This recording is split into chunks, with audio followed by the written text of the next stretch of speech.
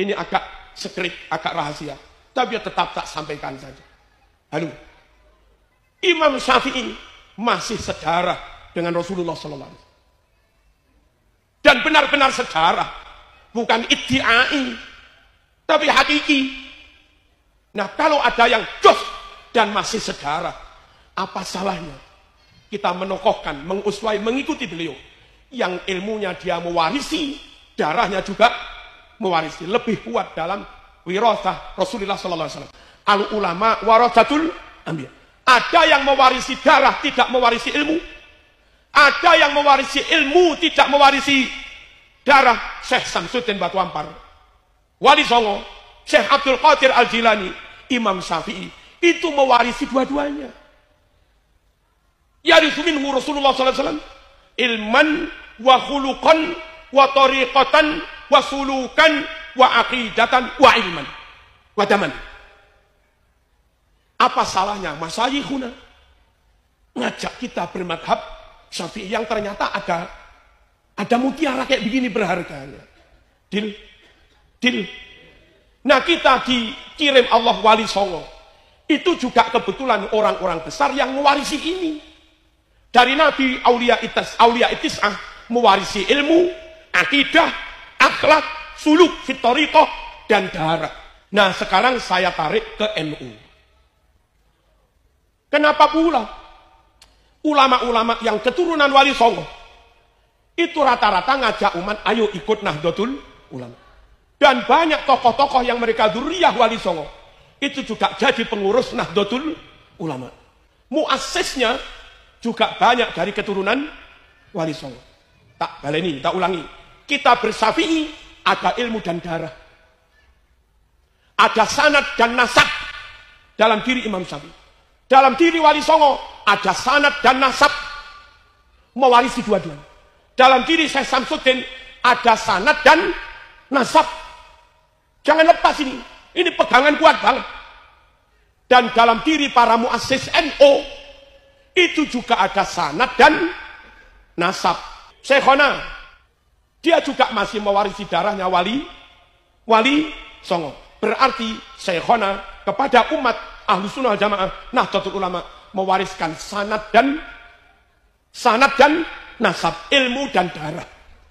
Mbah Hasyim Asy'ari dia canggah dari Mbah Jabar, canggah dari Mbah Said Abdurrahman Sambu Lasem, yang dua-duanya putra Sultan Benowo. Ya apa enggak? Sultan Benowo putra dari Sultan Hadi Wijaya. Tentu itu keturunan Sunan Giri juga lewat Sunan Prapeng. Halo. Kita ikut Mbah Hasyim, ikut Syekh Samsuddin, ikut Syekhona. Beliau-beliau itu membawa sanad dan nasab, ilmu dan darah. Allahumma shalli ala sayyidina. Paham ya? Paham ya?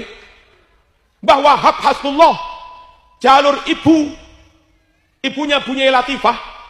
Bunyai Latifah itu cucu dari Mbah Fathur Rahman, Nganjuk Mojodur.